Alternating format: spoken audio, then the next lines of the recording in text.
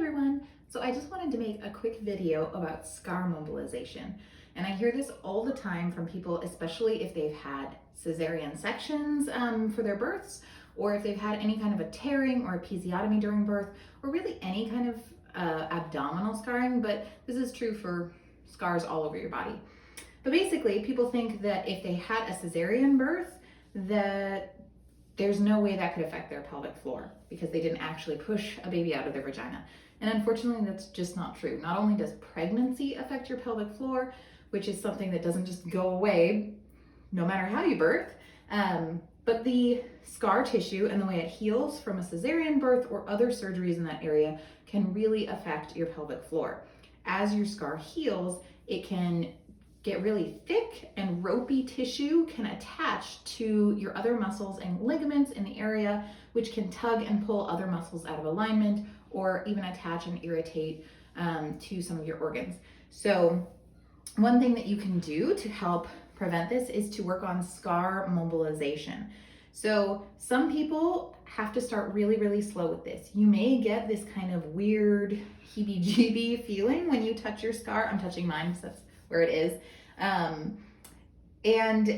Part of that is because of what I like to think of as brain mapping. Your brain has a map of what your body is like and all the sensations that it feels and where they come from.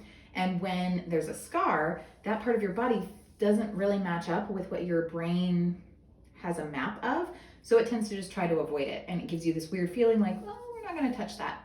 So getting rid of that feeling is problem number one, if you have it. So what you can do is focus on, I like to look in a mirror because it helps kind of connect, my brain sees what I'm touching and where I'm touching while I'm touching it and helps connect those sensations. But just start with gentle touch. You can just rub back and forth on your scar. You don't need to push hard. You don't need to focus on trying to move the scar around or anything yet. Just get your body used to the way that area feels, and looking in the mirror really, really helps with that. If you're finding the scar is really, really sensitive and maybe feels painful to the touch, what you can do is, if it's too hard to touch it with your hands, I like to start with like a makeup brush that's very soft, and you can just go over the area that way very, very lightly at first. And as you become more comfortable, you can increase the pressure and get to the point where you're ready to touch it.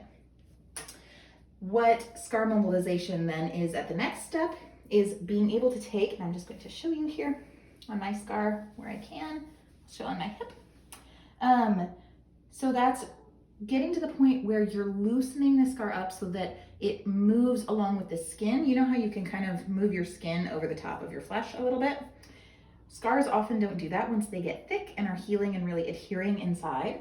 So the more you work that scar and loosen it up, the more minimal that effect will be on the rest of your body. So you can start by just taking 2 fingers and gently rubbing up and down on the scar. And your goal is not to push hard.